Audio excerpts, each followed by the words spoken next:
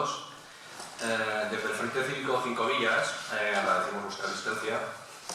a esta charla-debate que inicia un ciclo de actos y actividades que pretendemos desarrollar a lo largo de la primera mitad de este año. Un ciclo al que con toda intención del mundo hemos puesto el título Otro futuro es posible, organizando la reexistencia. Decimos organizar la reexistencia porque ante la crisis civilizatoria en la que estamos inmersos desde principios del siglo es necesario rebelarse, tener una actitud de rebeldía consciente. Para tratar de conseguirlo y al mismo tiempo intentar construir las alternativas transformadoras que nos permitan superar y subvertir no solo la crisis civilizatoria que he mencionado, sino también el sistema capitalista que, como todos sabéis, necesita para desarrollarse y reproducirse, que triunfe como ley natural aquello de que el crecimiento infinito es posible en un planeta finito. Para nosotros es necesario primero conocer de dónde venimos y qué presente habitamos. En segundo lugar, analizar qué futuros son posibles según las decisiones que tomemos o las que nos impongan. Y por último, pero no menos importante, qué podemos y debemos hacer colectivamente con los horizontes que aparecen ante nosotras. Como somos muy ordenadas, empezamos el ciclo por el primer punto, ¿no? Empezamos por conocer la cruda realidad y poder saber a través de la frialdad de los datos que matan relatos negacionistas, conspiranoicos o terraplanistas, poner encima de la mesa las verdaderas urgencias a las que nos enfrentamos y a la vez aunar discurso y acción en favor del bien común y de la mayoría social, siempre desde una óptica anticapitalista, anticolonial y antineoliberal. Señalo estas características porque se puede dar el caso, de hecho creo que se da bastante, que aun siendo capitalista, imperialista y practicar el neoliberalismo con saña, al mismo tiempo también se puede estar a favor del bien común y defender los derechos humanos y de la naturaleza, o al menos declararlo. Este cinismo u oxímoron, como queráis llamarlo, creo que nos deja muchos ejemplos en cualquier ámbito de la vida y a lo largo y ancho de nuestra historia reciente. Sin ir más lejos, pues pensando, por ejemplo, en las campañas publicitarias de las multinacionales del sector energético, del sector financiero o del de la alimentación. Como os decía, para conocer el presente que habitamos, contamos hoy con Martín, que tan amablemente tuvo a bien atendernos aceptando nuestra invitación y al que quiero agradecer enormemente su disposición desde el primer momento para visitarnos. Martín Layana Santos es investigador predoctoral en el Grupo de Ecología Industrial del Instituto Universitario de Investigación Mixto, CIRCE, Universidad de Zaragoza. Los conocimientos y el discurso que Martín va a compartir con nosotros, además de más que interesantes, deben servirnos, vuelvo a insistir, para construir de forma colectiva un futuro donde a través de la autogestión y la socialización de los recursos, los saberes y los saberes, seamos capaces de levantar una sociedad cimentada sobre la solidaridad, la fraternidad, la igualdad, la equidad y el ejercicio real de la democracia radical practicada de forma directa, sin delegación ni representación. Una sociedad que además viva en armonía con el planeta que le da cobijo y con el resto de seres vivos que lo habitan. No solo porque estas palabras se identifiquen con hermosos ideales, sino porque de ello depende nuestra reexistencia. Agradezco de nuevo vuestra asistencia, y os dejo ya con Martín Layana. Muchas gracias.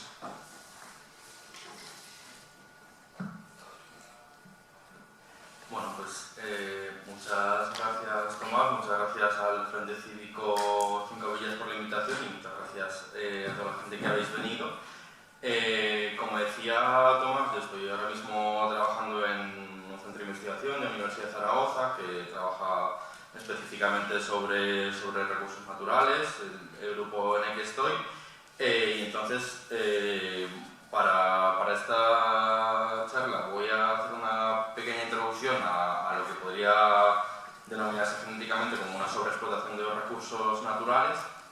y luego entraré un poco más en detalle con la cuestión que es el tema de investigación del Grupo Universidad de Zaragoza, que es toda la dimensión material de la transición energética, que muchas veces no se tiene tanto en cuenta. Aquí además conozco que sí que se tiene en cuenta y sí que ha causado debate toda la parte como más territorial de ese desarrollo de transición energética, pero hay también como una parte más material y mineral que es interesante tener en cuenta y que además ejemplifica algunos de los conflictos de la crisis ecológica, apunta a algunas de las transformaciones que serían necesarias y abre como algunas discusiones más genéricas sobre cómo abordar esto social, política y organizativamente, que daré como también algunas pinceladas finales como más en ese sentido, que luego seguro que pueden animar la discusión. Entonces, entrando como ya en la primera parte, como más de qué es esto de la sobreexplotación de los recursos naturales, como ponían los compañeros del Frente Cívico Cinco Villas en la nota de la info de esta charla, decían que el 28 de julio de 2022 se llamó como el día en el que la humanidad había superado la capacidad ecológica del planeta. Y por lo tanto es lo que se llama, y alguna gente lo llama como que nos encontramos en una situación de desbordamiento de los límites de la biocapacidad del planeta. Esto que suena como tan rimbombante y con las palabras tan complejas, vamos a ver un poco qué es lo que significa eso. Más allá de la fecha concreta o de la cifra, lo que significa es que nuestro uso de los recursos naturales excede aquellos niveles bajo los cuales los ecosistemas pueden regenerarse de forma natural. Y esto obviamente es una situación excepcional que no puede mantenerse permanentemente ni indefinida en el tiempo y tiene unas consecuencias concretas. El conjunto de todas estas consecuencias, de esta sobrelimitación, de esta sobreexplotación de los recursos, es lo que podemos denominar genéricamente como crisis ecológica, ya que es importante que tengamos una visión amplia y completa de qué es lo que significa la crisis ecológica y no caer en reduccionismos. Por enumerar solamente algunos elementos que lo definen, tenemos el elemento que quizás es el más conocido, que es el cambio climático, el caos climático, el calentamiento global. Hay únicamente como puntualización, creo que era el año pasado, se estimaba que bajo los planes actuales de los países que se han comprometido con el Acuerdo de París, etc., son altamente insuficientes y vamos a un calentamiento de la temperatura media global de entre 3 y 4 grados por encima de la media, lo cual significa una devastación inimaginable a muchos niveles. Pero el cambio climático no está solo. Tenemos también cuestiones de pérdida de biodiversidad, de extinción masiva de especies a múltiples niveles, y este es como uno de los elementos que muchas veces pasa por alto, pero la pérdida de biodiversidad puede ser uno de los elementos más dañinos y más peligrosos de la crisis ecológica. Tenemos también cuestiones de pérdida de suelo fértil, agotamiento de los recursos hídricos que afectan a múltiples niveles y en Aragón específicamente vamos a ver cómo el agotamiento de recursos hídricos va a afectar especialmente a la agricultura. También elementos de contaminación atmosférica, contaminación química, acidificación de océanos, que también es una palabra de estas que suena como muy rimbombante, pero tiene unas consecuencias bastante devastadoras para toda la fauna marina, etc. Y también el de agotamiento de recursos naturales y de combustibles fósiles. Según me han dicho, hace unas semanas estuvo por aquí en Egea Antonio Tubiel, que seguro que os habló en detalle del tema de combustibles fósiles. Aquí sí que a mí hay un dato que me parece como bastante relevante, que si bien es cierto que el pico del petróleo se ha excedido, que los combustibles fósiles que tenemos ahora acceso son de menor calidad, etc., y eso va a suponer muchos problemas a muchos niveles, bien es cierto que para no superar los niveles de cambio climático devastadores por encima de los 1,5 y 2 grados, deberían mantenerse sin extraer y sin quemar hasta el 60% del petróleo que ya conocemos. Entonces, el petróleo puede acabarse, pero es que si lo acabamos nos vamos a freír por el camino, y por lo tanto es importante que el que ya hay, al menos es el 60% de ese, que no se extraiga. Entonces, como todas estas son como algunas de las consecuencias a las que nos enfrentamos y lo que causa y las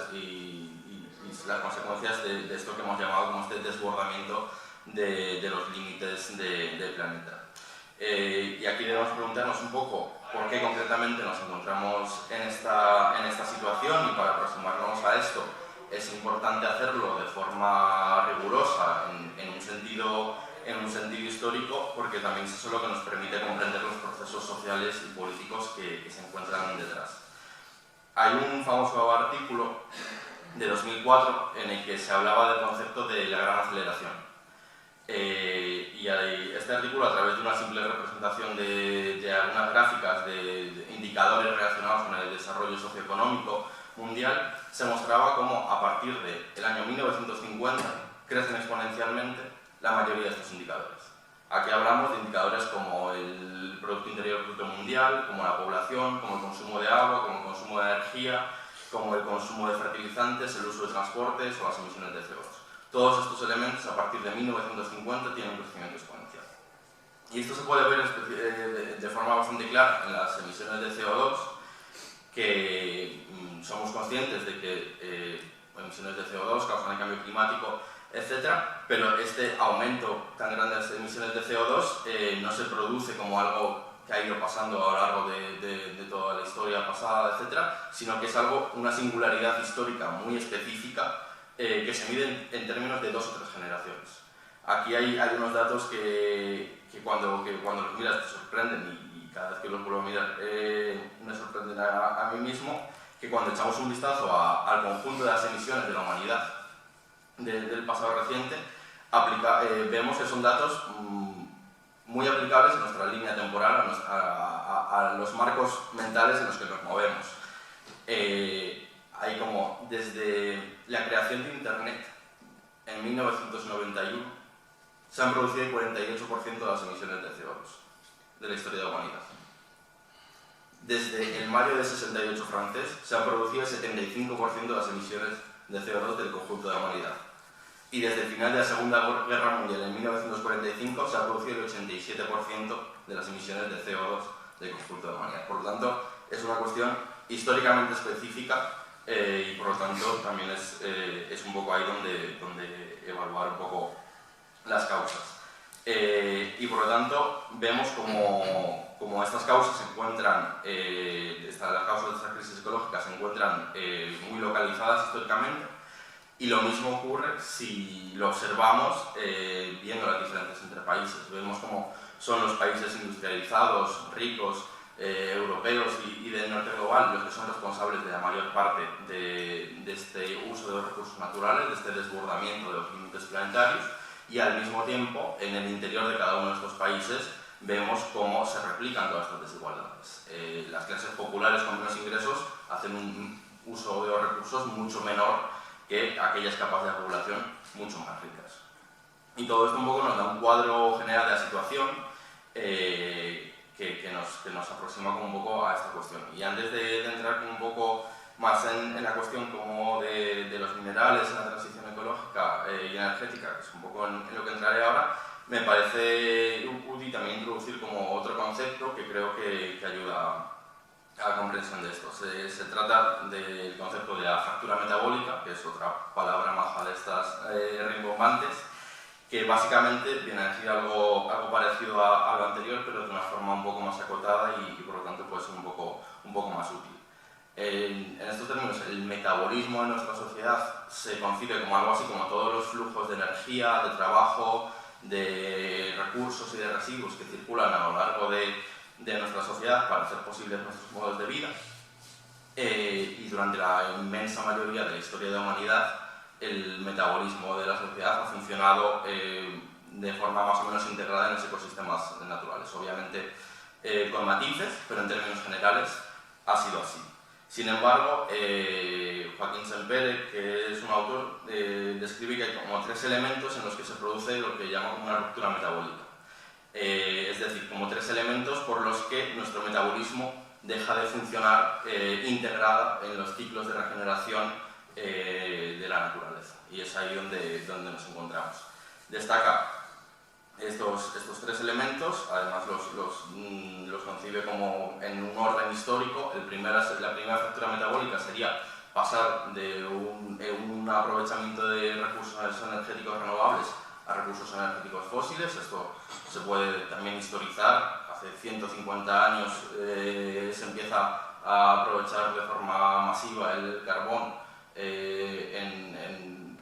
países industrializados como Reino Unido y otros, y a partir del desarrollo del capitalismo industrial eso se extiende. Esa es la primera fractura metabólica que nos saca de los ciclos de regeneración natural de los ecosistemas. La segunda fractura metabólica es el ciclo biológico de la producción alimentaria. En el momento en el que la producción alimentaria se basa en unos fertilizantes que están producidos básicamente a través de gas natural y minerales, lo que había sido siempre una regeneración natural de los suelos deja de serlo y necesita continuamente esos insumos extras que son dependientes de recursos no renovables. Y un tercer elemento de fractura metabólica, que es el expolio mineral del subsuelo, el expolio natural de la corteza terrestre. Esto que es posible a partir como consecuencia de las dos fracturas es el tercer elemento que sitúa esto. Entonces, en esta triple fractura metabólica es un concepto útil porque nos da bastantes pistas bastante más concretas de algo tan genérico como una sobreexplotación de recursos naturales, y también nos da bastantes pistas de por dónde deben avanzar las soluciones a la crisis ecológica. Y al mismo tiempo también nos da unas buenas pistas sobre la necesidad de resolver estos tres elementos de forma conjunta. No podemos resolverlos, no podemos resolver uno empeorando otro. No podemos resolver el consumo de combustibles fósiles empeorando el expolio mineral del suelo. Y es un poco eso en lo que voy a centrarme un poco ahora, justamente en esa confluencia entre energía, cambio climático y minerales, donde se ven algunos problemas que muchas veces no son tan visibles. Reducir drásticamente las emisiones de CO2 es urgente, es necesario para evitar el caos climático, pero para ello hace falta nada más y nada menos que básicamente sustituir todos los dispositivos de nuestra sociedad que actualmente consumen combustibles fósiles por alternativas basadas en energías renovables. Y ahí es donde nos encontramos como un poco el problema en el que vamos a centrarnos. Entonces, este es un poco el tema que más estudia el grupo de investigación de la Universidad de Zaragoza, en el que participo, que es un poco las perspectivas de la demanda de minerales para la transición energética. Y aquí se ve como el interés y la preocupación sobre la demanda de una gran cantidad de metales para fabricar todas las tecnologías necesarias para ese proceso de descarbonización ha aumentado considerablemente en los últimos 3-5 años, y esto se debe a que fabricar paneles fotovoltaicos, aerogeneradores o vehículos eléctricos requiere una cantidad y una variedad de metales bastante considerable. Y esto hace que, ante unas perspectivas necesarias de un fuerte incremento de la demanda de todos estos minerales, pues tenga asociados alguna serie de riesgos, incluso alguna serie de limitaciones al respecto. En una investigación que se hizo desde la Universidad de Zaragoza hace 4 años, se analizaban diferentes materias primas necesarias para fabricar todos estos paneles fotovoltaicos, aerogeneradores, vehículos eléctricos, etc., cuáles serían necesarios para esa descarbonización de la economía. Y de esta forma se identificaron como había 13 de esas materias primas que podían llegar a superar las reservas conocidas en la corteza terrestre del mundo. Y específicamente se identificó como elementos que probablemente no nos suenen, pero que son bastante fundamentales para este proceso, como son el cobalto, el litio, el teluro o el níquel, son algunos de los elementos más críticos para esto. También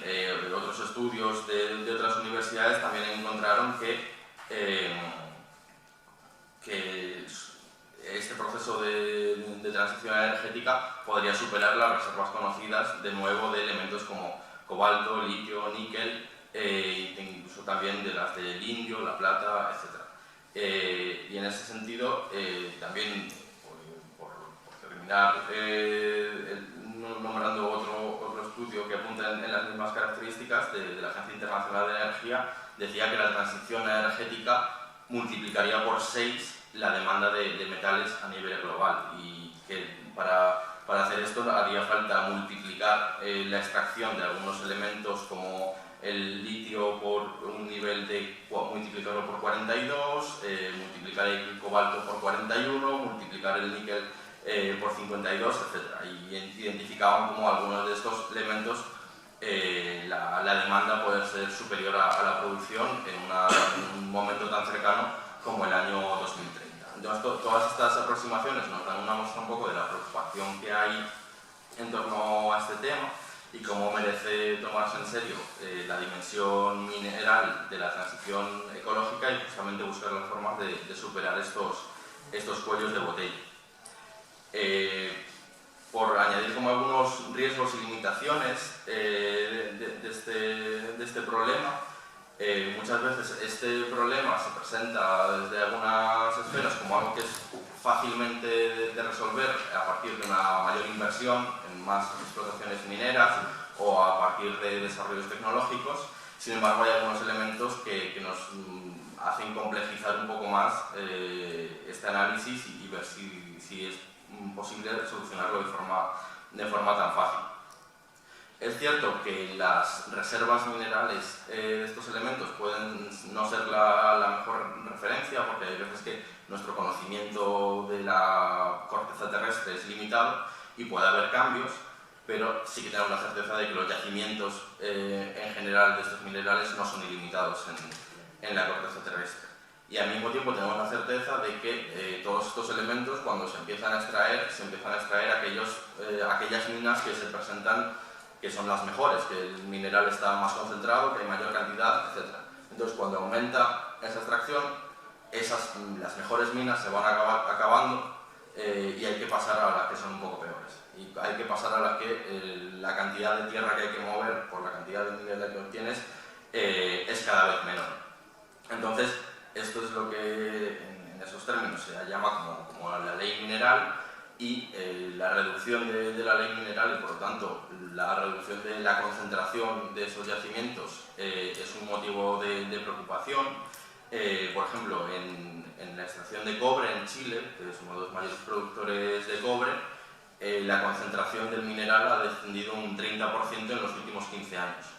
Y esto implica que el consumo energético que necesita la industria minera para extraer la misma cantidad de cobre se ha duplicado en las últimas 2 décadas. Y porque una menor ley mineral en este sentido, una menor concentración, pues implica un mayor consumo energético, pero también implica un mayor consumo de agua, un mayor movimiento de tierras y por lo tanto también una mayor destrucción de ecosistemas, una mayor generación de residuos tóxicos. A esto también se le suman otros elementos como que la construcción, el momento en el que desde que se localiza una nueva mina que se pueda aprovechar hasta que se pone en funcionamiento, hacen falta prácticamente unos 15 años entre el descubrimiento de nuevas reservas y el inicio de producción. Entonces, por lo tanto, más allá de si las reservas existentes de estos minerales para la transición energética son suficientes o no, podemos enfrentarnos a dificultades sobre la producción, sobre que la producción anual case la demanda anual en este proceso para llevar a cabo la transición energética. Y al mismo tiempo, como pues, todas estas sumas de complicaciones y de riesgos, se suma también el elemento de encarecimiento de combustibles fósiles. La industria minera también es muy dependiente de combustibles fósiles y por lo tanto podemos ver cómo se suman todas estas cuestiones de menor concentración, de un hueco entre suministro y la demanda, encarecimiento de combustibles fósiles, pues podemos llegar a episodios de volatilidad de precios, encarecimiento, inflación derivado de todo esto. De hecho, justamente en los últimos años, por múltiples motivos de ruptura de cadenas de suministro y también de otros elementos, se ha producido un encarecimiento de las materias primas a múltiples niveles y esto ha hecho que aumenten también el precio de la producción de los dispositivos de energías renovables. Los paneles fotovoltaicos y los aerogeneradores han aumentado sus costes de producción entre un 10 y un 15% entre el año 2021 y 2022 con respecto años anteriores. Entonces, eso son toda una serie de riesgos y tendencias preocupantes que hacen pensar que una solución meramente tecnológica puede ser complicada, y a esto debemos sumarle también una faceta que muchas veces se deja a un lado, que son todos los impactos medioambientales y sociales que tiene todos estos procesos extractivos, todos esos procesos de extracción minera. La minería es una de las actividades más contaminantes a escala planetaria, que provoca múltiples impactos negativos en la biodiversidad, que comentábamos antes que es una de las facetas más importantes de la crisis ecológica, sobre la disponibilidad de agua y sobre la salud humana. La producción de los 7 metales principales, los que se extraen en mayor cantidad a nivel mundial, ahora mismo es responsable del 7% de las emisiones de CO2, por lo tanto también hay un elemento en el que se enlazan todas estas cuestiones de extracción, de minería, de cambio climático, y al mismo tiempo también se ve como muchos de los yacimientos que quizá deberían abrirse para aumentar la producción de esos minerales como cobalto, litio, níquel, etcétera, coinciden con lugares en los que de alta riqueza de biodiversidad, y por lo tanto abrir todas esas minas, todas esas extracciones supondría empeorar esa crisis de biodiversidad, supondría mayor extinción de especies, mayor destrucción de ecosistemas, y eso por la parte medioambiental. Y por la parte social, no debemos perder de vista que las grandes corporaciones mineras se han visto envueltas históricamente y siguen estando envueltas actualmente en situaciones de vulneración de derechos humanos, de desplazamiento de comunidades locales, de corrupción, de trabajo infantil e incluso de persecución a activistas medioambientales que están intentando defender el territorio de esa destrucción. Entonces, por lo tanto, un considerable aumento de la demanda de todos estos metales debe tener en cuenta, aparte de los riesgos y limitaciones, también todos estos impactos medioambientales y sociales, toda esa realidad. Entonces, con todas estas complicaciones, ¿cuáles son un poco las alternativas y las transformaciones necesarias? Porque si hemos partido de la base de que esa descarbonización es urgente a unos niveles además a gran escala y muy rápidos, pues debemos pensar en esto. Entonces, justamente todos estos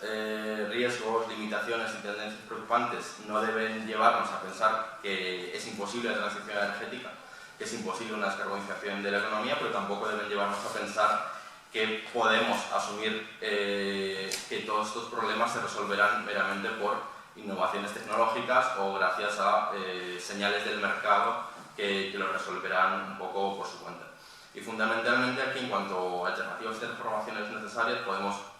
señalar 2 vías de transformación para abordar esta situación. En primer lugar, cuestionar la demanda de cuáles son realmente los minerales que son necesarios y para qué. Y en segundo lugar, aumentar lo que podría ser la recuperación de materias primas a partir de dispositivos que ya están funcionando en nuestra sociedad, que van a dejar de funcionar en algún momento y que ya contienen una parte importante de esas materias primas. En ambos casos son necesarios avances tecnológicos, pero también son necesarias fuertes transformaciones de carácter político, económico y social. En primer lugar, por entrar como la cuestión de la demanda, en todos los escenarios que hemos mencionado al inicio, veíamos como los metales que causaban más preocupación de forma repetida eran aquellos que son el cobalto y el litio. Estos minerales no son necesarios para todas las tecnologías, son necesarios específicamente para la producción de baterías para vehículos. Entonces, todos estos escenarios sitúan problemas, ya sea de reservas, ya sea de producción anual, de hueco de la demanda de cobalto y litio, porque se basan en un modelo de electrificación del transporte basado en el vehículo privado. Que esto obviamente es muy intensivo materialmente. Y sin embargo, en este punto pues debemos preguntarnos un poco si es el único futuro posible para la movilidad. El transporte de pasajeros, transporte cotidiano en vehículo privado es una de las actividades más desiguales a nivel mundial. y esto se ve entre países y en el interior de los países a nivel de clases populares. Y por lo tanto, si reproducimos el actual modelo de vehículo privado, pero con eléctrico, pues estamos reproduciendo todas estas desigualdades y al mismo tiempo estamos extrayendo una cantidad de recursos minerales ingente, con unas consecuencias problemáticas, como hemos visto. En ese sentido, sería planteable la necesidad de impulsar transformaciones estructurales que hagan posible una reducción de la demanda de transporte de vehículos privados. Esto obviamente pues, no pasa porque decidamos voluntariamente, de forma muy concienciada, dejar de utilizar el coche porque somos muy conscientes de los problemas, sino pasa por más transporte público, pasa por localización de servicios en zonas rurales, pasa por una mejora de las infraestructuras, pasa por un impulso de las infraestructuras necesarias para desplazamientos en medios como a pie o en bici, etcétera. Y es planteable, es deseable y es posible. Ahí hay una investigación que a mí me gusta bastante de Reino Unido, en el que evaluaban cómo se podría se podría reducir en un 50% las distancias recorridas en vehículo privado y aumentar en un 80% las distancias recorridas en autobús y en otros medios de transporte que no necesitan el vehículo privado. Esto obviamente pues, no se haría de forma voluntaria, sino que se haría pues, aumentando por 4 el número de autobuses que estén en funcionamiento, y de esta forma se podría incluso reducir por 3 el número de vehículos privados necesarios para cubrir las necesidades de movilidad de la población de Reino Unido. Y de esta forma, con esas transformaciones de carácter económico, social y político, pues se podría reducir hasta en un 50% la demanda energética asociada al transporte, lo cual también pues, nos permitiría que los minerales que necesitamos para producir esas energías renovables también serían menores. Y por otro lado, esa segunda vía de transformación, que es la de recuperar las materias primas que ya están rodeándonos, es lo que se viene a denominar un poco como minería urbana, que es en vez de utilizar la mina que está debajo del suelo, utilizar la mina que está en nuestra economía y en nuestra sociedad,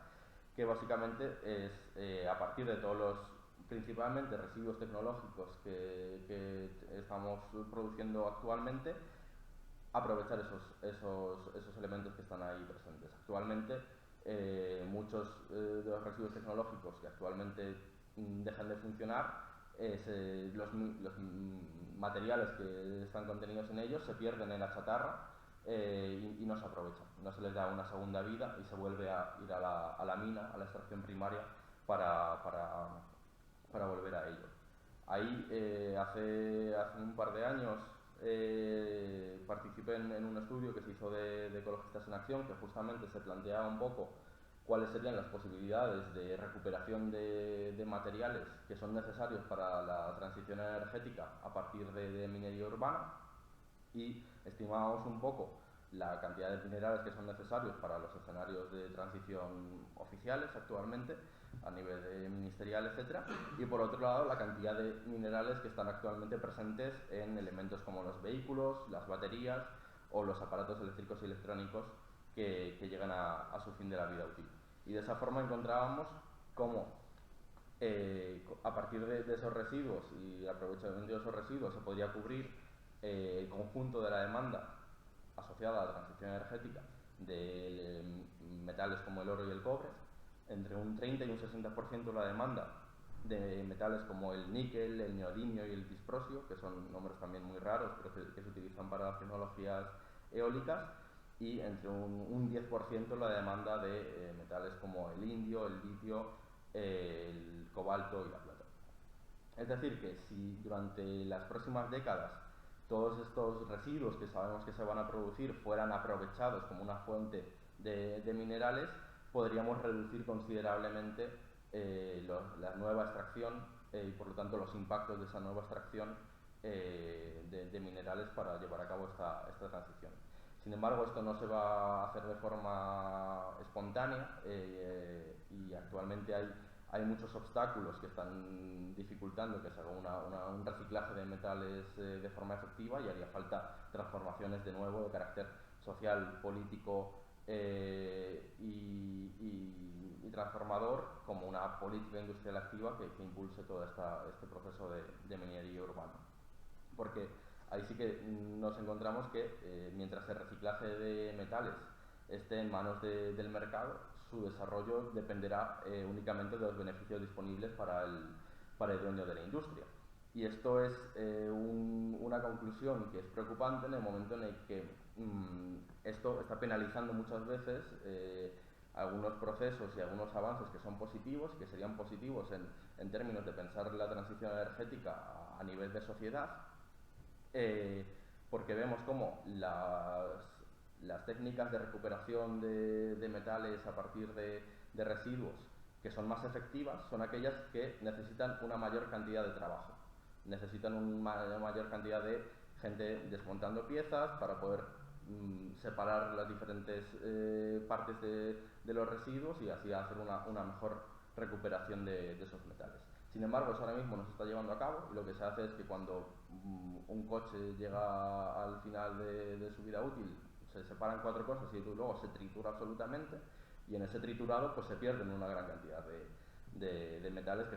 son importantes. Y eso se lleva a cabo pues porque los costes de mano de obra son superiores a los beneficios que obtendría esa industria a partir de ese aprovechamiento. Entonces, si las dinámicas en ese sentido están marcadas por las dinámicas de mercado,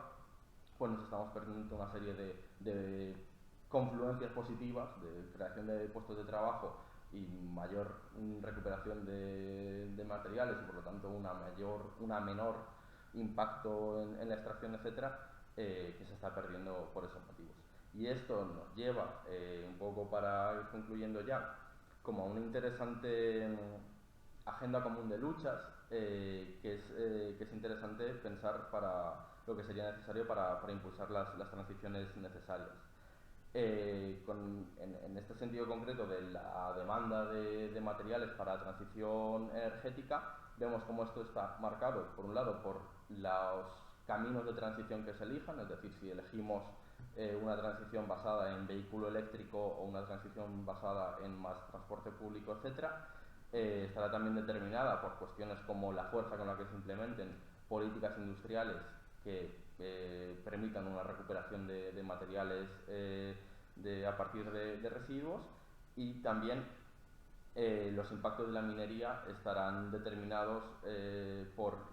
la capacidad que tengamos de planificar las cadenas de suministro y los procesos de extracción, tanto en nuestro territorio como en otros países, especialmente del sur global. Y es justamente la combinación de todos estos enormes retos donde podemos preguntarnos algunas preguntas tales como ¿qué sentido tendría en este momento dejar a Extremadura sin agua para extraer el litio que hace falta para producir vehículos eléctricos, al mismo tiempo que sus infraestructuras ferroviarias se caen a pedazos? Y si acaso no tendría sentido impulsar una lucha por la creación de empleos públicos en industrias de reciclaje al mismo tiempo que una expansión de transporte público. En ese sentido, ahí confluyen toda una serie de luchas, de conflictos que pueden apuntar en un sentido emancipador de resolver esta crisis ecológica, que nos puede dar algunas pistas de dónde enfocarnos, etc. Y al mismo tiempo también debe preguntarnos algunas cuestiones como cómo nos preparamos para los cambios que van a darse en el mercado laboral en los próximos años. Aquí también es interesante cómo confluye en este sentido, y ahí hace poco se publicaba una cosa que creo que es como bastante relevante en ese sentido. En el año 2021 se calculó que se pusieron en circulación en Europa 3 millones de vehículos privados menos que en el año 2019. Y esto, que puede ser algo positivo en términos de transición ecológica, en el sentido en el que pues, si estamos utilizando menos coches, tanto de combustión como eléctricos, pues es un menor uso de recursos, aunque luego habría que ver las consecuencias sociales de eso. Algo que podría ser positivo, pues hace que Stellantis, un gran fabricante de coches, diga que le sobran actualmente 11 fábricas de coches en Europa. Si se están produciendo menos coches, pues le sobran fábricas. Entonces, ¿qué ocurriría? Y creo que no son futuros demasiado irreales. ¿Qué ocurriría si de aquí a 2025 Stellantis decide cerrar la fábrica de Vigo, de Madrid o de Zaragoza? El impacto sobre el mercado laboral que tendría eso. Y quizá ahí es donde confluyen también, como toda esta complejidad de la crisis ecológica, cómo sería interesante apuntar a cómo la reconversión en un conflicto de esas características, sería interesante apuntar a la reconversión de trabajo que desmonten vehículos que lleguen al final de su vida útil, que hagan una recuperación de los materiales que contienen esos vehículos, que sean los materiales que hagan posible otras facetas de la transición energética que nos ayuden a resolver la transición ecológica en términos generales. Entonces, por todos estos motivos, merece la pena pensar en una combinación de estrategias que conjuguen todas estas transformaciones estructurales con elementos también de redistribución a múltiples niveles, a redistribución de los trabajos, redistribución de la riqueza y de planificación democrática. Aquí es donde hemos apuntado en varios momentos como en muchos casos el mercado y las dinámicas del mercado son especialmente problemáticas para llevar a cabo todas estas transformaciones que son necesarias con tanta urgencia. Y quizá un poco en esta combinación de estrategias y de transformaciones podamos lograr esa transición energética que sea real, que sea justa y que no profundice pues, todas esas dinámicas de uso excesivo de los recursos, etc. Y por terminar y cerrar ahora ya sí, y por plantear como algunas cuestiones, algunas reflexiones que hice como un poco más políticas que pueden dar como pie al debate, aunque ya se han intuido algunas cuestiones, me gustaría apuntar como a dos elementos. Un poco como la dificultad de la respuesta ante la crisis ecológica, ante una situación de sobreexplotación de los recursos y ante un poco toda esta gran marrona que nos encontramos. Por un lado, y esto especialmente en Aragón y en muchos otros sitios,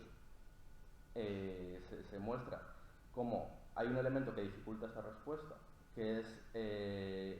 el sentimiento de agravio, frustración y rechazo hacia la transición ecológica de la forma en la que se está llevando a cabo.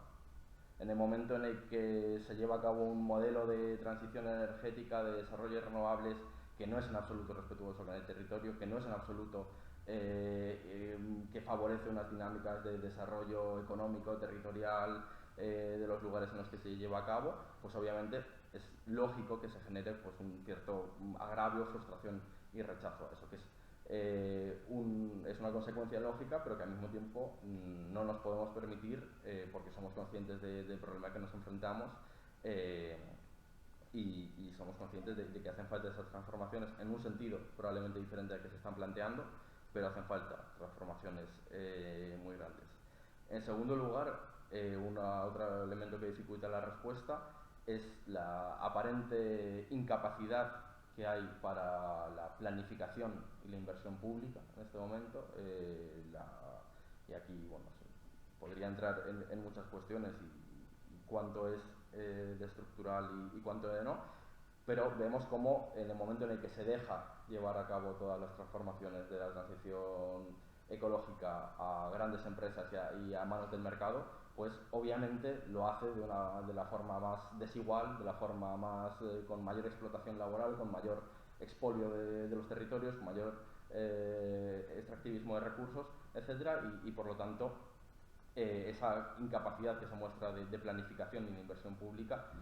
nos dificulta una respuesta que sea en un sentido más emancipador y por lo tanto hay que desde luego apuntar un poco ahí y evaluar las posibilidades de forzar al menos lo máximo posible en ese sentido y cuando no sea posible forzar más, ver qué otras alternativas hay para ir un poco más allá. En tercer lugar, en esta cuestión como de dificultades de la respuesta o ya mezclado con los frentes de lucha que son necesarios, como la cuestión de refundar lo que eso se podría denominar como un internacionalismo ecosocial, en el sentido de vemos cómo el modelo de transición que se lleva a cabo en Europa, el modelo de transición que se lleva a cabo en el Estado español va a tener unas consecuencias enormes para otros países del sur global, para otros países de Latinoamérica, de África, en esa extracción de recursos, etcétera, y por lo tanto,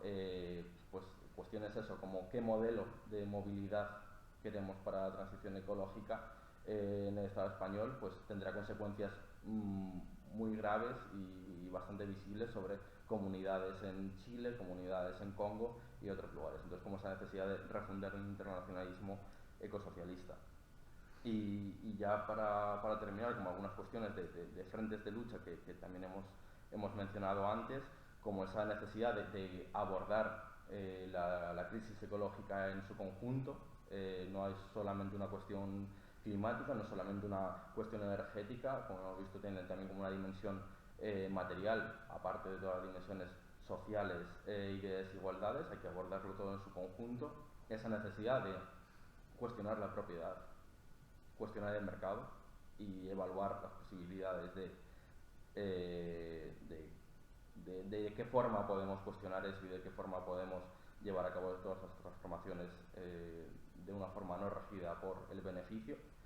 Y como dos elementos de cierre, esa cuestión de enlazar demandas que hemos mencionado antes, y también eso nos implica pues un mosaico de tácticas, que ahí también todo tipo de espacios sociales, políticos, culturales, organizativos pueden centrarse en diferentes ámbitos que si trabajan de forma conjunta en ese mosaico de tácticas y enlazar demandas, pues pueden dar resultados bastante interesantes.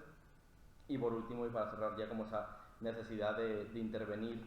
políticamente en tiempos bastante turbulentos. Ahí, como esa cuestión que decíamos de qué pasaría si Stellantis decide cerrar una de sus fábricas en Vigo, Madrid o Zaragoza, escenarios de conflicto muy grandes como esos son los que pueden abrir campos de posibilidad que ahora mismo parecen completamente cerrados. Y en ese sentido tenemos más o menos la certeza, es como muchas veces lo digo, como la crisis ecológica no tenemos una bola de cristal de qué pasará, pero sí que sabemos que no va a ser un camino tranquilo. Va a haber muchos momentos en los que se muestre de forma muy violenta, muy conflictiva, y por lo tanto saber intervenir en esos momentos probablemente nos pueda llevar a desarrollos mucho más emancipadores, y justamente también, por lo tanto, hay una tarea ahí desde luego, trabajar mientras tanto, saber preparar, saber impulsar conflictos en el aquí y el ahora, pero también ser conscientes de que hay algunas serie de transformaciones que ahora mismo parecen impensables, pero puede haber algún acontecimiento que hagan que parezcan que están al alcance de la mano, y justamente pues saber aprovechar un poco eso. Y aquí lo dejo. Muchas gracias.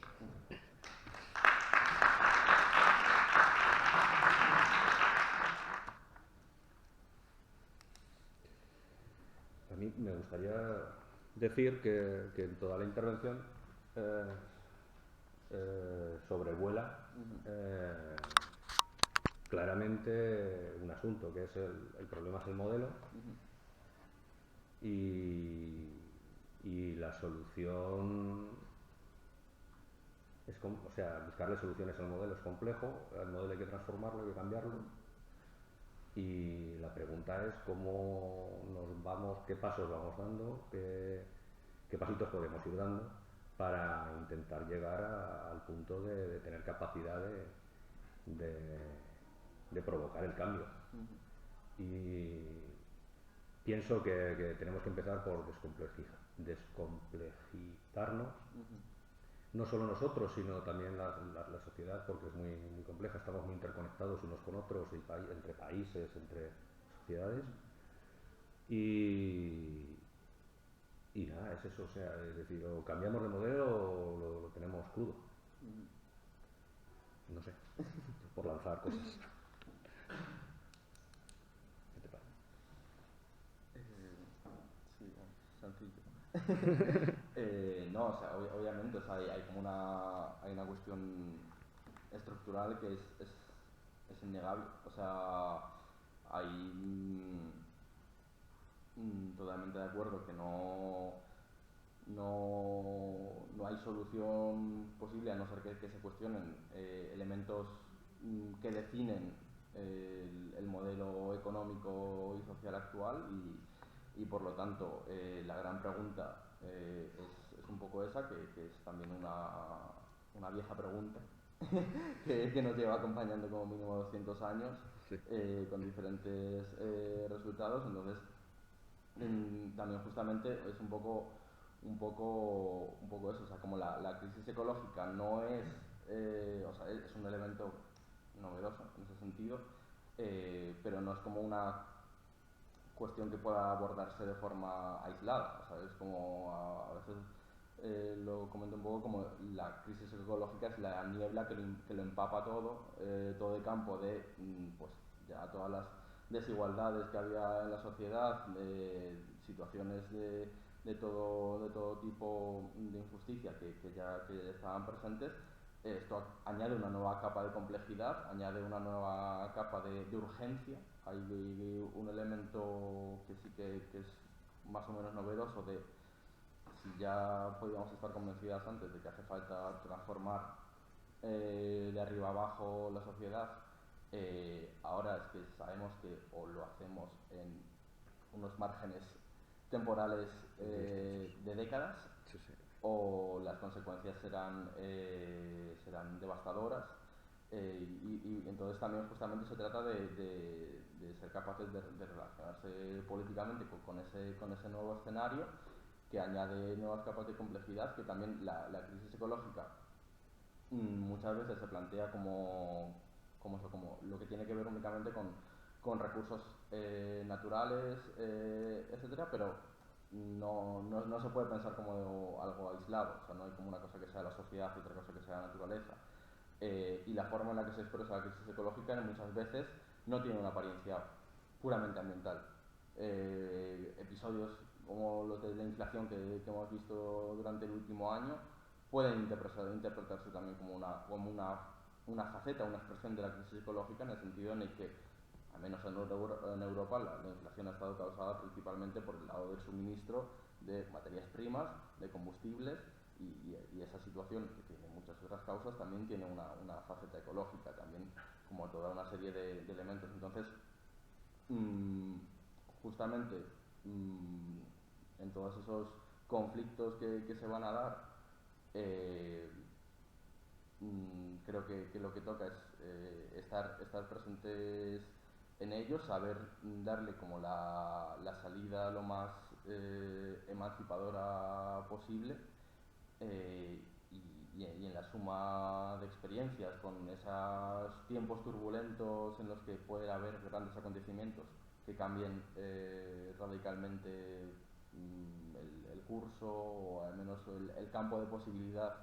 de transformación, pues donde nos toca trabajar. O sea, sí que como la cuestión de mayor o menor complejidad, creo que es como... A mí no me resulta como un concepto tan intuitivo, como en el sentido de resolver la crisis ecológica. En este sentido exige menor complejidad. Creo que desde luego hace falta un menor consumo de recursos, en el sentido como una cuestión de crecimiento en los países ricos, en los países del norte global, pero eso yo no tengo claro hasta qué punto implica una menor complejidad social o no.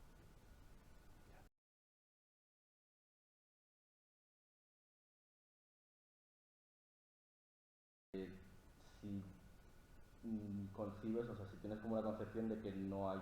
posibilidad de transformación posible. O sea, como y que creo que es fácil e incluso razonable a veces caer en eso, como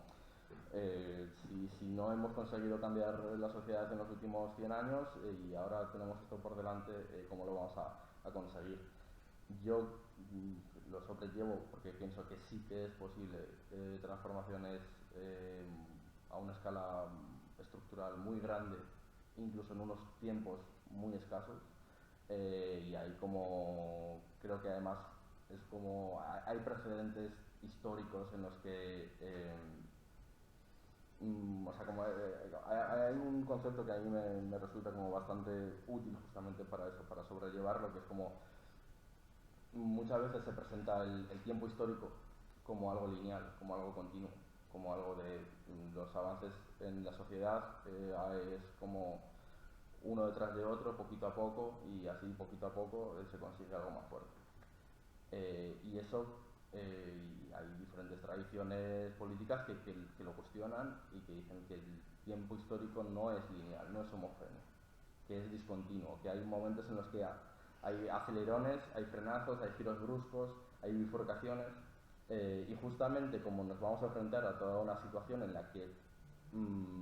va a haber 1000 motivos que pueden provocar esas aceleraciones del tiempo, donde pues, creo que nos toca estar ahí, nos toca estar y hacer lo posible para que eso ocurra, y si se dan situaciones de esas características de acelerar de una forma como es el tiempo histórico, pues que se pueden abrir esas posibilidades y trabajar en ello. Y ahí también hay como un elemento de justamente eso que lo que decía antes, como no tenemos una bola de cristal de lo que va a pasar, pero podemos intuir más o menos por dónde va a ir. Y por lo tanto también podemos hasta cierto punto preparar políticamente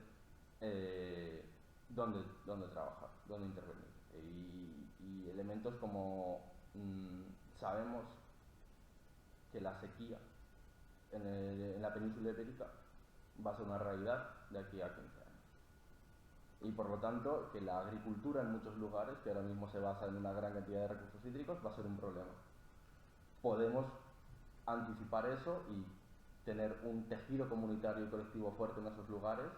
que sea capaz de impulsar transformaciones en la agricultura, quizá en un momento inicial como eso, como en este momento, lo planteas y te miran como un loco, pero en el momento en el que después de un verano de incendios masivos y una situación en la que se ha perdido la cosecha entera del año 2025, ese proyecto, en esa aceleración del tiempo, pues puede ampliarse y puede tomar un carácter y una escala mucho mayor. Entonces, como que creo que sí que va a haber esa serie de fenómenos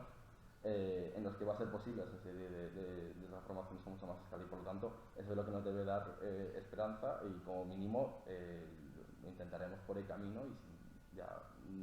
nos volvemos a ver en 2050 y no lo hemos conseguido, pues no, pues hemos hecho lo que hayamos podido. También hay como un elemento como que a mí me parece como importante, como que no, por muy grave que sea el análisis y muy grave que puedan ser algunas consecuencias, no hay un momento en el que la historia se acabe. No hay un momento en el que es como ya ocurrió todo lo peor, y ya está toda la devastación. Como que siempre va a haber espacio de construir una sociedad mejor, aunque estés en los 4 grados de incremento de temperatura. Eso no se va a acabar, y por lo tanto las posibilidades que tengas en cualquier caso va a beber de la experiencia que hayas tenido antes, y si quienes nos han antecedido pues nos han dejado una herencia que nos permite retomarla y construir desde ahí, pues va a ser bastante más positivo, y por lo tanto pues a nosotros nos toca dar esa batalla en este momento. Creo que hay motivos por los que es probablemente una tarea ingente, de las mayores históricamente a las que se ha podido enfrentar en la historia reciente de nuestra sociedad, pero que es posible, y que como mínimo debemos sentar las bases de si no somos nuestra generación quien lo considera resolver definitivamente, pues que tengan algo con lo que conseguir las siguientes.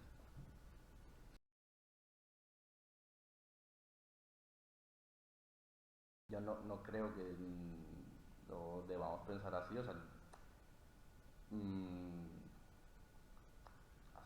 sé, como al menos como para pensarlo mínimamente políticamente, creo que la cuestión como de la extinción de la raza humana no está ahora mismo sobre la mesa. Está sobre la mesa una intensificación de los conflictos, una intensificación de peores condiciones de vida, de mayor desigualdad, de mayor explotación, de peor calidad de vida. Desde luego, zonas en las que puede ser mucho más difícil llevar a cabo el desarrollo de la sociedad como se estaba llevando ahora mismo, pero como una cuestión como de el meteorito de dinosaurios, creo que no es planteable sobre la mesa y por lo tanto no es el principio del fin, es una fase que complica todo mucho más de lo que ya era complicado, pero que nos toca dar la batalla ahí para que, desde luego, hacer lo posible por nuestra parte para que eventualmente, para más adelante, no sea el principio del fin. No creo que estemos ahora en esa situación, pero desde luego, o sea, obviamente, si continuara como todo hasta ahora, si nos vamos a aumentos de temperatura de 6, 7, 8 grados de temperatura, pues ahí sí que eso obviamente es planteable, pero tampoco creo que se pueda pensar, y de hecho esa es como una crítica que se hace, es como una cosa como muy técnica, pero a veces que justamente en los modelos que se utilizan de científicos, si sigues aumentando el nivel de temperatura, si sigues aumentando las emisiones, pues aumentará el nivel de temperatura. Y te dicen, pues aumenta más crecimiento, más emisiones, más temperatura. Y es así como una línea. Y alguna gente lo que dice es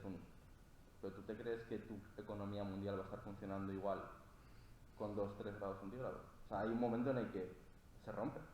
Y hay un momento en el que el propio impacto del cambio climático va a hacer que entre tu economía en recesión y por lo tanto que consumas menos y por lo tanto que emitas menos y por lo tanto que igual no eres capaz de superar los 3 grados porque tu economía entra en recesión, como una cuestión así, como que los desarrollos no son tan lineales y justamente como toda una serie de conflictos políticos, económicos ahí de por medio que muchas veces los análisis científicos no están captando y justamente es ahí un poco donde intervenir. Y en cuanto a la pluviometría, ahí sí que yo no he trabajado el tema, o sea, creo que sí que en términos generales, al menos a nivel de península ibérica, sí que hay certificado como una reducción de la cantidad de lluvia que cae y luego también como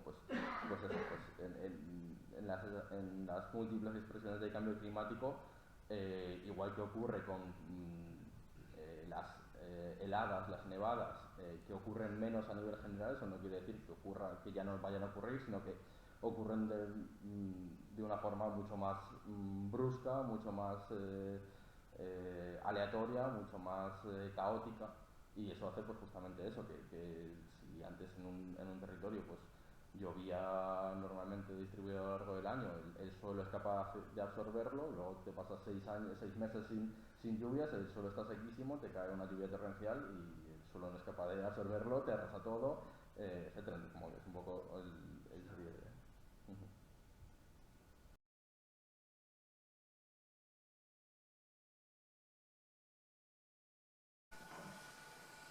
Sí, o sea, yo cuando me refería a no concebir como la crisis ecológica como algo aislado del resto de cosas, justamente eso, o sea, como que obviamente, y yo creo firmemente que el origen y la causa y lo que está impulsando la misma crisis económica tiene una crisis ecológica tiene una raíz económica que se vincula como pues con esa bueno, pues a múltiples niveles desde la mercantilización de la vida de los recursos en este momento, pero también pues esa necesidad de crecimiento perpetuo del sistema en este momento, que no es una elección, o sea, no pues es como una economía, no da igual un poco quién gane las elecciones, no puede aprobar un real decreto que diga a partir de mañana vamos a consumir la mitad de recursos y vamos a tener menos empresas y crecer menos, porque es que actualmente en la forma, en el sistema actual, si haces eso, entras en recesión, si entras en recesión la gente se va al paro, si la gente se va al paro aumenta la desigualdad, bueno, pues ya sabemos lo que significa una crisis económica. Entonces como que obviamente las causas están ahí y deben abordarse de esa forma. O sea, también, como en ese sentido, no he podido entrar, pero como esa historización es a partir de 1950, donde se disparan los impactos, eso hay que analizarlo con qué es lo que pasa a partir de 1950 en la economía mundial y qué es lo que pasa concretamente a partir de 1950 en las economías de Europa, Estados Unidos, etc. O sea, tenemos el momento donde se produce un gran desarrollo post Segunda Guerra Mundial, etc. Y luego hay una aceleración y después de la aceleración a partir del 89, cuando a la globalización y cuando entra en el neoliberalismo, etc. Como que está estrechamente vinculado y por lo tanto debe abordarse de esa forma.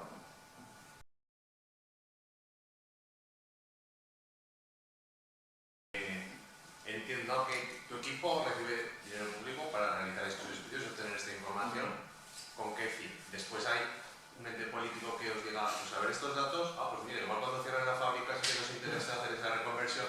o no, o dónde quedan esos datos. Hay fe, hay intención política, que no, pero sí, entonces, ¿para qué se usan después estos datos aparte para la divulgación? Sí, a veces hemos tenido esa conversación, o sea que pero es sintomático, o sea, en general en toda la investigación científica, pues muchas veces eso, tienes un proyecto que te financia el Ministerio de Ciencia e Innovación, te dan tantos miles de euros, llegas con unas conclusiones y luego... Nadie te pide a ti esos datos, no hay nadie que te haya dicho, oye, a ver qué podemos hacer. Hasta de momento no. Con suerte.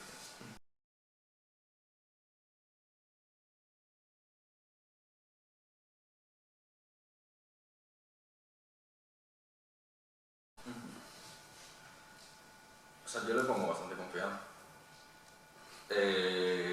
Sí, sinceramente, o sea, y también como respondiendo un poco a la pregunta de antes de cómo vivir con estos datos, como justamente así, pues dar confianza a la sociedad y ahí sí que, o sea, creo que como es la cuestión de que en el 86 se sabía todo esto, se sabía la mayoría de todo, bueno, igual concretamente esta cosa no, pero la mayoría de cosas, como que muchas veces se plantea y desde ámbitos ecologistas como tal, como en el 72 lo sabíamos ya, si lo hubiéramos empezado a hacer en el 72 sería posible cosas que ahora ya no son posibles, etc. Creo que hay una parte que es cierto, que obviamente que es como, estaba en este informe que se publicó en este año, pero que hay otra parte que justamente, si un poco, dependiendo de dónde concibes, que desde dónde se hace el cambio social, desde dónde se llevan a cabo esas transformaciones, y yo creo firmemente que la única forma de llevarlas a cabo es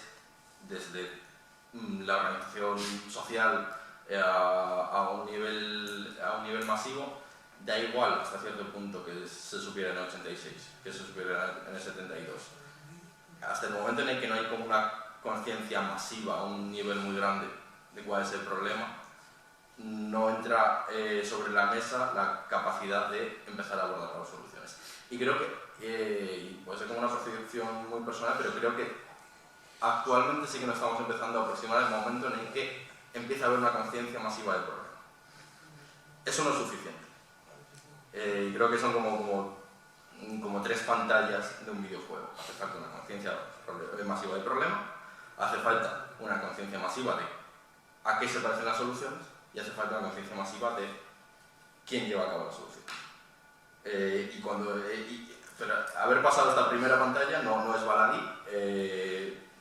Da igual que en el 72 lo supiéramos, es actualmente cuando empieza a ser posible una política de masas en ese sentido que lleva a cabo la transformación y no sé, o sea, como percepciones muy personales, pero este verano, o sea, la cantidad de conversaciones en cuanto como la cuestión de este calor no es normal. No es normal. Y de todo tipo de gente. Gente que hace 5 años diría que eso del cambio climático, que no sé qué tal. Hay como un momento en el que se percibe aunque a ese nivel de que sea una ola de calor, o ese incendio que nunca ha ocurrido aquí, tal, o todo tipo de expresiones de otras características. Entonces, como pasar eso es importante, pero las otras dos son como más importantes todavía, como esa parte de una conciencia masiva de a qué se parecen las soluciones. Ahí creo que es donde empieza a estar como la gran batalla política y donde hay una complejidad enorme, porque si, por ejemplo, el movimiento ecologista podía haber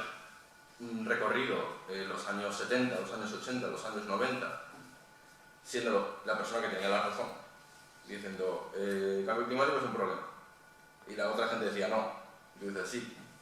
ahora ya no es esa la discusión. Ahora es como el cambio climático es un problema y por lo tanto vamos a llenar esto de molinos y tal. Como, claro, la complejidad es mucho más grande porque es como, no, si estamos de acuerdo, si hace falta que dejar las fósiles, pero no de esta forma. Como que es como un poco el núcleo ahora se concentra en qué solución. Y es un poco el momento en el que quizás estamos ahora y quizá ya la más complicada y en la que más confianza hay que poner, y yo sí que le pongo como a la sociedad en general, es cómo se lleva a cabo eso y quién es capaz de hacerlo. Ahí sí que partimos de una base muy debilitada y será como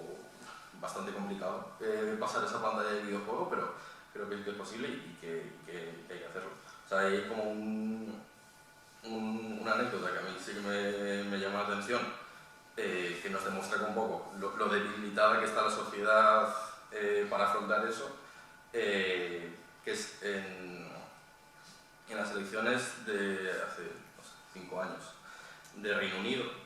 cuando se presentaba Jeremy Corbyn por el Partido Laborista como una candidatura un tema progresista dentro del Partido Laborista de Reino Unido. Está como esta cosa muy anglosajona de ir puerta a puerta, casa a casa, de teléfonos, tal. Y la gente que hacía eso iba relatando pues, cuál es el programa de Corbyn y tal. Y contaban que cuando iban a las casas a decir cosas de programa como tan básicas, tan de sentido común, como el programa de Corbyn está la renacionalización de los ferrocarriles en Reino Unido, que son privados. Y la gente lo que decía no era no estoy de acuerdo con ese programa, sino no, sí, estoy totalmente de acuerdo, pero es que aunque gane no va a ser capaz de hacerlo. Y ese es como el punto en el que aún si conseguimos llegar como de acuerdo de cuál es la solución, esa otra parte va a ser como muy complicada de no. Si estoy de acuerdo en que hace falta reformar toda la agricultura del Estado, pero no es posible hacerlo.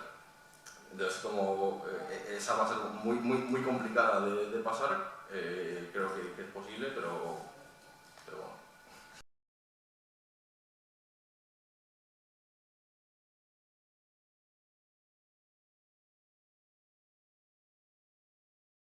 Sí, o sea, justamente como en esa confusión general que crea como todas estas décadas turbulentas en las que nos vamos a enfrentar, pues ante eventos complejos, pues desde luego va a ser posible que se den muchas respuestas, justamente en un momento en el que eso es como un sentimiento generalizado de no entendemos qué está pasando, pues hay mucha gente que puede intentar dar respuestas a eso. Y algunas de ellas muy peligrosas. O sea, había un periodista alemán que analizó como un caso concreto de una serie de pueblos en Sevilla que estaban ahora mismo enfrentándose a unas situaciones severas de sequía y cómo eso estaba siendo gasolina para el crecimiento de Vox. Como estaban aprovechándose justamente una situación de sequía y de pérdida de poder adquisitivo de agricultura para decir, no, es que decimos que hay que meter máquinas más gordas para traer el agua de un río que está a 500 kilómetros y justamente como en un momento en el que la gente se siente que no entiende qué está pasando, que al mismo tiempo no está en una posición económica por elección, que ha tenido que aumentar continuamente la cantidad de tierra que cultivaba porque si no es que no le da para vivir, etc. Pues cuando llegan esas respuestas. O sea, y ahí no creo que sea como que la solución venga como de una revelación masiva, racional, de que todo el mundo se da cuenta de la cuestión, pero sí que justamente como en ese elemento de conflictos concretos es donde se cristaliza mejor todo eso. Y es donde ese acuerdo general de cuáles son las soluciones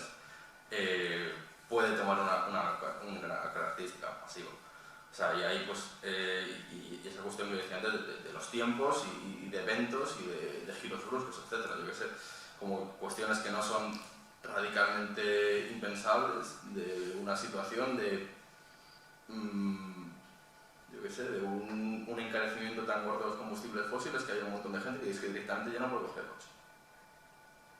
Ahí, o sea, cuestiones de ampliar masivamente a una escala muy gorda transporte público, ahora lo planteas y es como, sí. Pero es que lo haces después, ocurre ese fenómeno y dices eso. Y es como ese punto en el que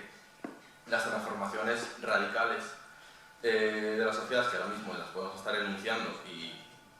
nos damos palmaditas en la espalda y tal, en el momento en el que en esas situaciones que pueden ser masivamente comprendidas, masivamente compartidas y masivamente defendidas. Y es ahí como en toda esa serie de fenómenos, de conflictos concretos, que también es como una cuestión como básica de la conciencia y el sujeto no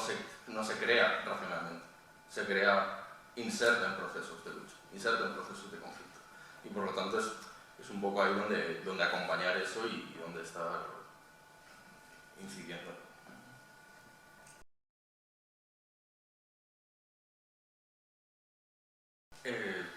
Sí, ¿no? O sea, como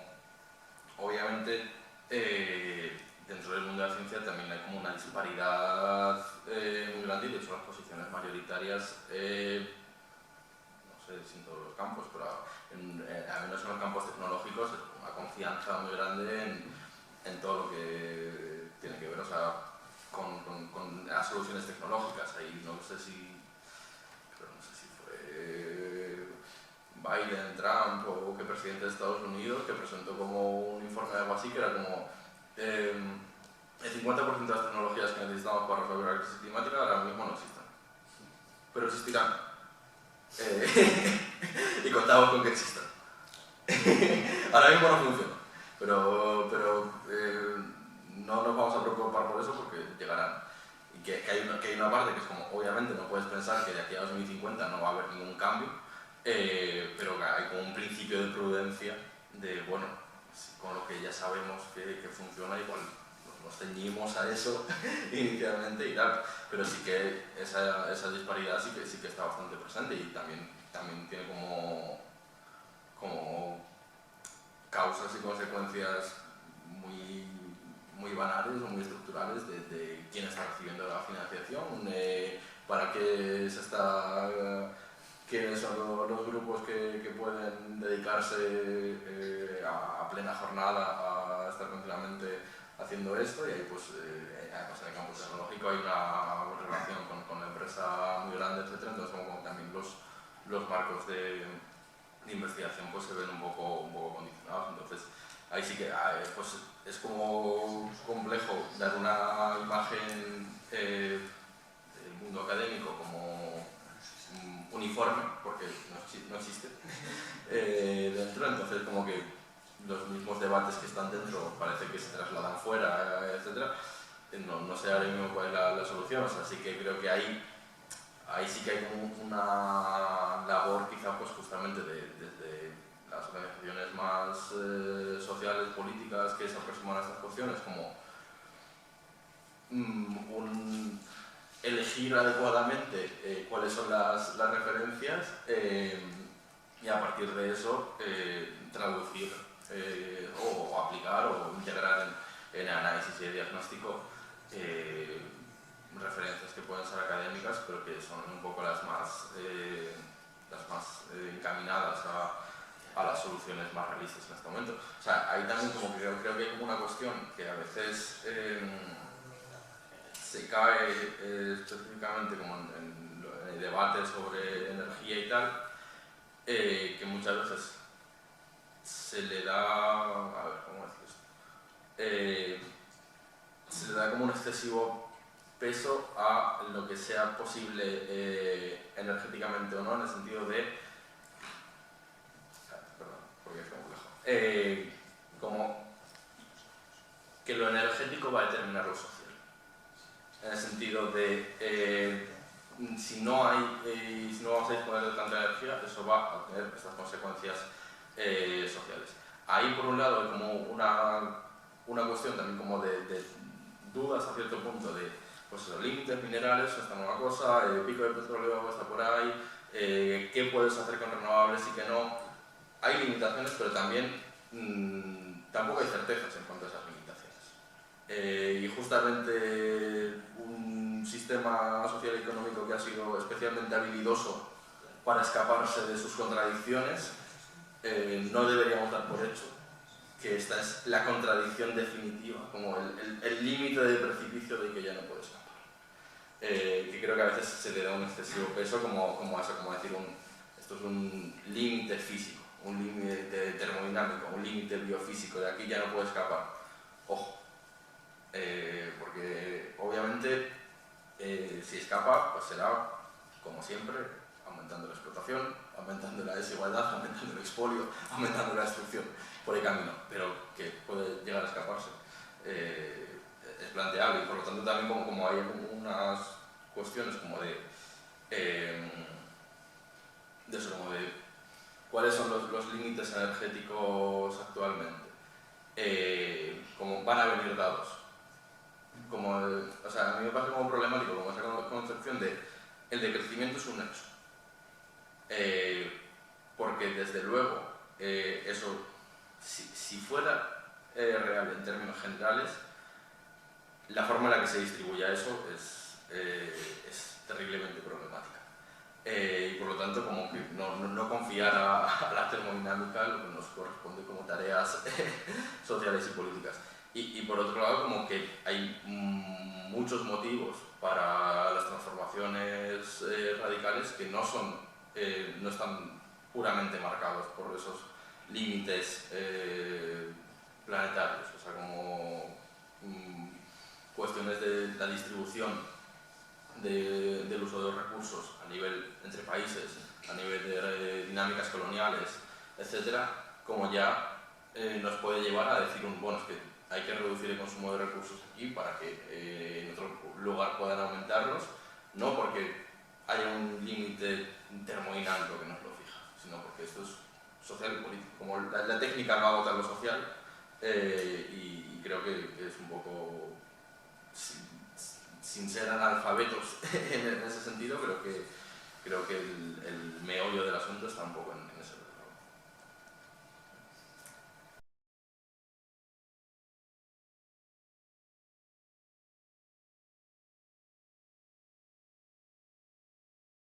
Sencillo también.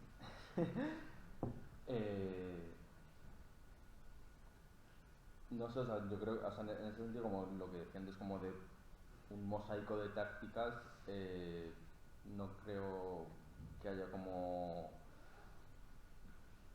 una prioridad absoluta con respecto a otras. O sea, creo que todo tipo de experiencias en ese sentido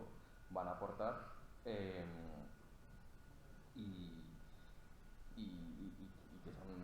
son necesarias como todas ellas. O sea, en ese sentido, o sea, como si se da lo que decía antes, como esos escenarios hipotéticos, pero no tan irreales, una pérdida de cosechas masivas en 2027, y por lo tanto hay una posibilidad de impulsar una reforma agraria agroecológica a nivel estatal, estructural, pues eso deberá quizá beber de toda una serie de experiencias previas, de gente que lo ha estado trabajando, de gente que lo ha estado impulsando, etcétera. Entonces como que todo eso va a aportar, y como que tampoco podemos determinar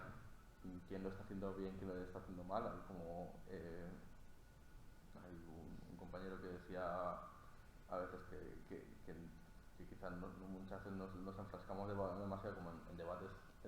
estratégicos de cuál es la mejor estrategia, etcétera, y como la mejor estrategia de momento es la que pruebe que funcione. De momento ninguna de las que estamos haciendo lo está haciendo, así que tampoco vamos a criticar a gente que son probablemente compañeros en ese sentido. Y claro, o sea, no sé si te puedo responder mucho más, o sea, sí que como las desigualdades que decías, rural-urbano, de clase, etcétera, como obviamente pues están ahí y son espacios en los que trabajar. O sea, cuando planteaba como esa cuestión de transporte público masivo, etcétera, no es, lo decía como eso, no es una cuestión como de voluntarista, de no, es que para hacer posible esto yo mismo tenía que venir hoy desde Zaragoza en coche porque no me podía volver en autobús a Egea, pues necesitas el coche para ciertas cosas. En escenarios obviamente hay que trabajar para que eso esa necesidad desaparezca en algún momento, y como también como ese punto de confianza hay cosas que son relativamente que se pueden hacer de forma rápida a un nivel muy masivo. O sea, ¿cuánto cuesta de tiempo, de energía y de trabajo multiplicar la flota de autobuses del Estado español por 5? 4 años. Cierra la General Motors de Zaragoza. Un conflicto de la hostia. Y decimos, no, la General Motors no cierra, se pone a la producción de autobuses. Y en 4 años tenemos Aragón con unas líneas de transporte de autobús urbano que no se les imagina en la vida. Como que eso es planteable, obviamente. Terriblemente difícil por muchísimos motivos, pero es planteable. Entonces, como que Sí, claro. y es planteable, es deseable, es positivo, también es una mejora de las condiciones de vida de la población, y por lo tanto un poco pues en ese sentido creo que es por donde deben avanzar. Vale, pues nada, gracias Martín otra vez por venir a contarnos todo esto. Me quedo con que me ha gustado eso de la reutilización, de darle una segunda vida, ¿no?, a los minerales, hacer un reciclaje correcto para poder utilizarlos. Creo que es una buena propuesta, ya veremos a ver. Pero me quedo con que el futuro sí que es posible, que habrá que reducir las desigualdades, que habrá que reducir la producción, el consumo, que tenemos que organizarnos entre nosotras, sobre todo, crear bases organizativas que estén preparadas ante el colapso, y el colapso que ya estamos viviendo, por otra parte, y que nos permitan superar nuestras propias contradicciones como sociedad, como las que tiene el sistema que nos acoge. Así que, perfecto. Encantado de que hayas estado aquí. Y gracias a vosotras por asistir.